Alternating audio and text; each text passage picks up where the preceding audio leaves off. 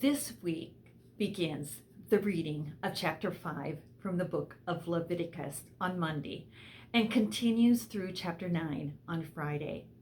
There is a devotion posted for each day's reading. We have learned that the sacrifices or offerings were for worship and forgiveness of sins, and through them we learn about the cost of sin, for we see that we cannot forgive ourselves. This is included in the book of Leviticus.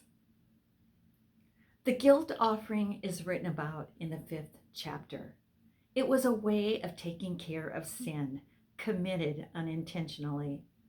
It was for those who sinned in some way against holy things, the tabernacle or the priesthood, as well as for those who unintentionally sinned against someone. This would be a constant offering for all of us. We are sinners by nature and must be honest with God about both what we are and what we do. While the previous offerings and sacrifices were ones that the people did, the section from chapter 6 through 7 deals with priestly procedure. The burnt offering was presented in the morning and evening for the whole nation. The holy fire on the altar had to be kept burning because God had started it.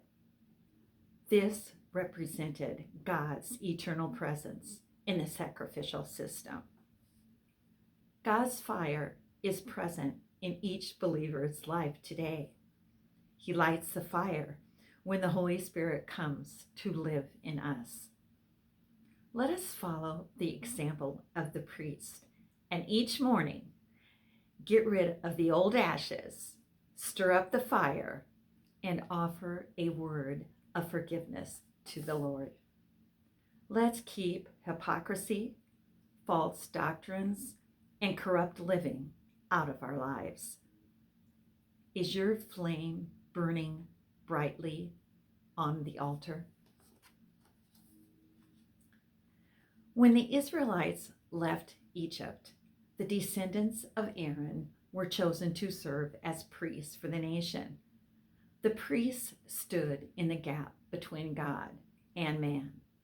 They were the full-time spiritual leaders and overseers of offerings. The ceremony described in chapter 8 and 9 was their ordination ceremony. Aaron and his sons were washed with water, clothed with special garments, and anointed with oil. They did everything commanded, which was a feat. After the killing of a bull and ram, their hands were placed on them. As a display of his mighty power, God sent fire from the sky to consume Aaron's offering. What a miracle! This showed that holiness came from God alone, not from the priest's role. Our forgiveness can only come from God. Some people wonder if God really exists because they don't see his activity in the world. But God is at work today, just as he was for Moses. God is working to change the world through the work of believers. When you realize that, you will begin to see the acts of love and faith that are just as supernatural. We must look for the miracles. Are you watching? Please check in next week for another 5 chapters in the book of Leviticus, and do so because Biblical Shakers makes reading the Bible way more enjoyable for you. And I pray the Lord will put a hunger on your heart.